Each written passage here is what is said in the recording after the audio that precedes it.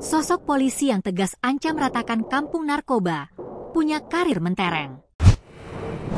Seorang perwira di jajaran Polresta Padang yang ditugaskan menangani kasus narkoba. Kemarahan Martadius memuncak usai mendapat hadangan warga di Pasar Gaung saat pengungkapan kasus narkoba. Akan tetapi, sikap tegasnya mengancam meratakan tempat tersebut lantaran dirinya mendapat dukungan dari rakyat. Ngajak ribut kalian, saya ratakan, saya didukung rakyat, masyarakat di sini mendukung saya, ujar AKP Martadius. Pada akhirnya dari sekian banyaknya orang lebih memilih mundur setelah AKP Martadius marah. Saya hancurkan kalian semua. Masyarakat di sini mendukung saya. Lantas siapa sosok AKP Martadius yang tegas untuk memberantas narkoba? Setelah menjabat sebagai Panit 1 Subdit 3 Dit Narkoba Polda Sumbar, Martadius menorehkan sejumlah prestasi mentereng.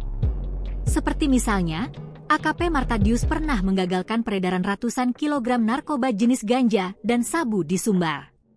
Berkat kerja kerasnya, Martadius dipercaya menggantikan Kompol Indra menjadi Kasat Narkoba Polresta Padang.